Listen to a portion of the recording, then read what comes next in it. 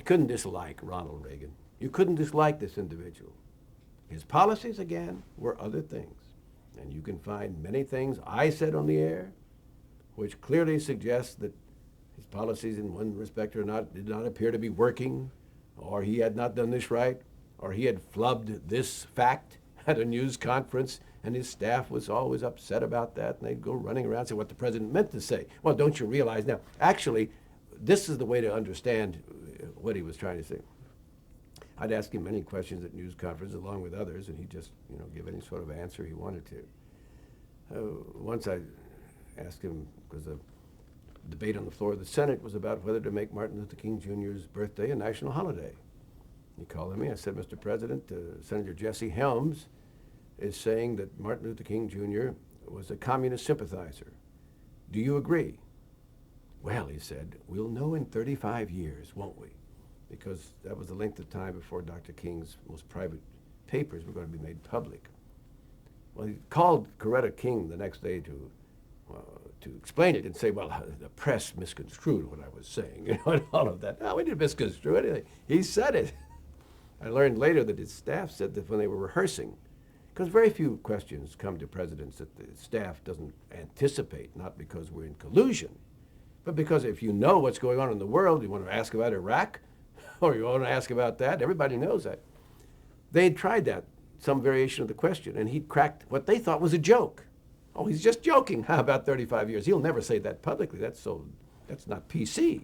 Why, no, Ronald Reagan will say anything you want. I said to him one time, I said, Mr. President, this commission finds that the O-rings were frozen. The Challenger disaster, after 73 seconds, killed those astronauts. But nothing seems to be done to anybody about it. I said, if a railroad engineer falls asleep at the train and the train derails and kills a bunch of people, he's hauled right into court for negligent homicide. Shouldn't someone be held responsible? Well, he said, it's Florida. Florida's thought to be warm. No one thought it would be that cold. Well, every January at Cape Canaveral, the record shows it goes below zero most mornings. Well, he didn't know this. I used to say I think Ronald Reagan could have passed a polygraph test on anything he said because he believed it. He wasn't trying to obfuscate or lie or anything like that. He believed it. Just much of it just wasn't the real world. But he was an interesting person. Well, one time he did lie. One time he did lie about the Iran-Contra thing.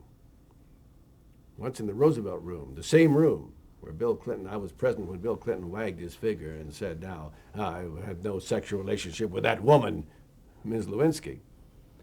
We pressed Reagan.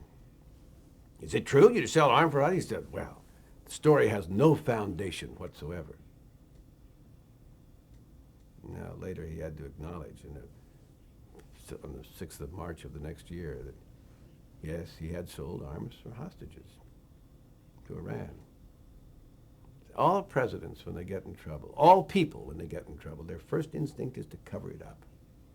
And it's almost always worse. If Richard Nixon, instead of on that Wednesday cooking up the cover-up of Watergate, had just said publicly, some of my people did something, I didn't authorize it, I think it's wrong, I'm terribly sorry for them, I'm going to get them the best lawyers, to defend them under our system, I don't condone it, he would have served out his presidency. The second term, who knows what would have happened.